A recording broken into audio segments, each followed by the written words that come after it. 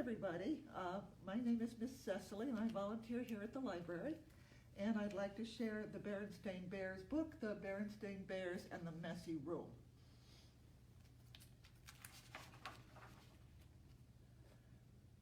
It starts off here with a box full of their toys, and it says, when small bears forget to pick up, store, and stash some of their favorite things, end up in the trash. There we go, the Berenstain Bears and the Messy Room.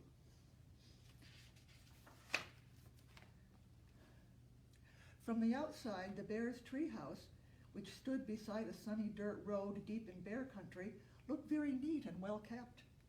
The flower beds sparkled with red, yellow, and blue tulips. The woodwork was freshly painted and in good repair. The grass was cut and the vegetable patch was properly weeded. Even the bird's nest that perched on one of the treehouse branches was well trimmed. The inside of the Bears' treehouse was neat and clean too. The pictures were straight, the piano was dusted, the kitchen was spick and span. Even the basement was clean and neat, and if you think that's easy to keep a treehouse basement neat, well, you've never tried to do it.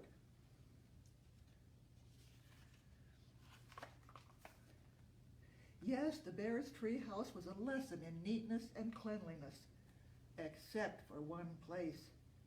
Brother and Sister Bear's room. It was a mess. A dust-catching, wall-to-wall, helter-skelter mess.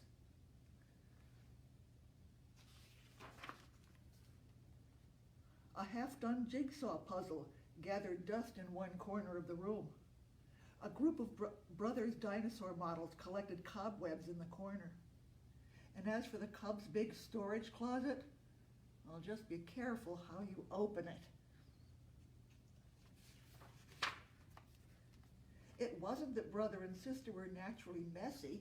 They tried to keep the room straight. They made their beds, most of the time. And they swept and picked up, once in a while. Mother's not too happy with that. Look at her face.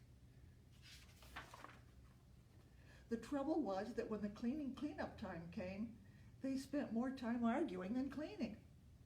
How am I supposed to sweep with your dumb dinosaur toys all over the floor? Said sister. They're not toys, they're models, said brother. And don't move them. I'm working on a setup of the Pleistocene age, brother groused right back. Pleistocene schmesticene, shouted sister. Not only was brother and sister's room a mess, but brother and sister were getting to be a mess too, always arguing about cleanup chores instead of sharing the job and working as a team. What usually happened was that while the bear cubs argued about whose turn it was to do what, Mama took the broom and did the sweeping herself. And she often did the picking up too. That was the worst part, the picking up, and the putting away.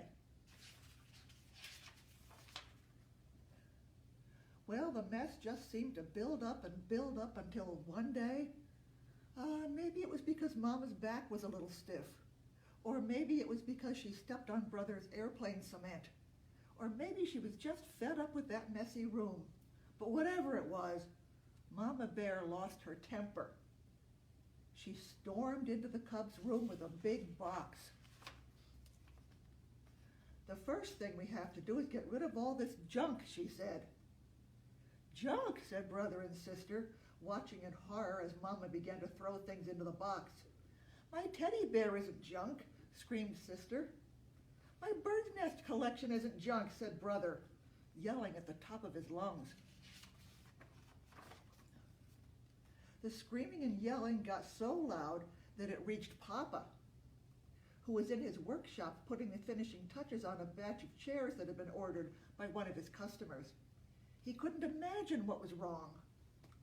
He hurried up the stairs and looked into the messy, noisy room, and it didn't take a deep thinker to figure out what was going on. Papa got Mama and the cubs' attention by calling a family meeting right then and there. Now this mess has really built up in this room, he said. In fact, it's the worst case of messy buildup I've ever seen. And it isn't fair, he continued. It isn't fair to your mama and me because we have a lot of other things to take care of. And it isn't fair to you because you really can't have fun or relax in a room that's a terrible mess. But Mama is putting all my things into that box, even my teddy, said Sister. And my things too, said Brother. Then Papa got an idea. A box, yeah, he said.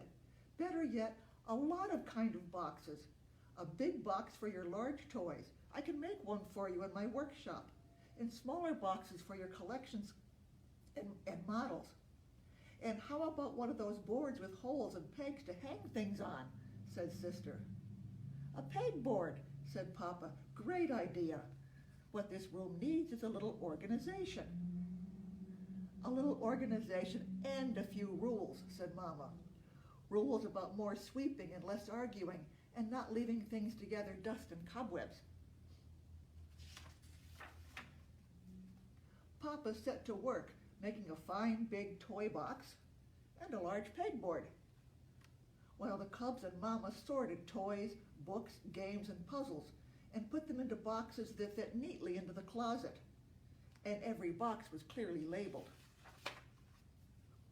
Some of the cubs' things did end up in Mama's big throwaway box. Not Sister's teddy, of course, but some of Brother's birds' nests, the crumbling, falling apart ones. It was a very big job cleaning all that messy buildup, but after a lot of straightening up and putting away, the job was finally finished. Wow, said Brother, that was quite a job, but it was worth it. It looks like a whole new room, said Sister. And both cubs were right. And Papa had been right too. It was much more enjoyable to live in a neat, clean, well-organized room, and so much more relaxing. It wasn't as exciting to open the big storage closet now, but it was much more practical and a lot more fun. And that's the Berenstain Bears and the Messy Room. Thank you for listening and have a good night.